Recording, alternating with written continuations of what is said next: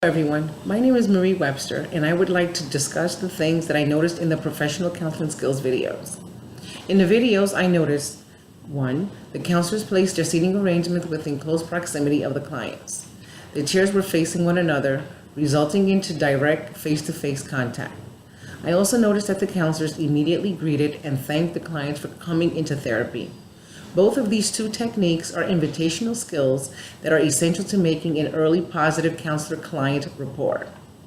The second counseling skills that I noticed was the overall posture and mannerisms of the counselors. The counselors utilized active listening skills. They sustained and maintained direct, appropriate eye contact with the client throughout the entire duration of the session. These are positive invitational skills which can develop into trusting, respectful, and caring therapeutic relationship between a counselor and a client. Thirdly, I noticed that the counselors utilized the following non-judgmental, non-verbal communication skills: open questions, encouragers, close questions, reflect feelings, reflect meanings, and a summary. An example of an open question is when the counselor asked the client, "Tell me where you would like to start." Encouragers included the counselor constantly shaking his head, making the client acknowledging that he's actually listening.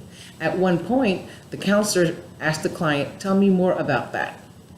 An example of a closed question is when the counselor immediately assisted the client to identify, "So your primary focus is the relationship." The client was actually able to indicate that that is exactly the reason why she came into therapy.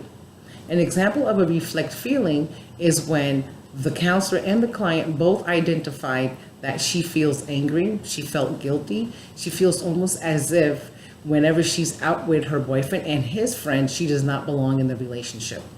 An example of a reflect feeling is when the counselor and the client both identified that the relationship was a concern, and the counselor assisted the client to identify that she was projected within the future how the relationship would be if she didn't address the problem that they were having. In summary, the counselor stopped the session, basically paraphrased, repeated the concerns that he felt that the client needed to address.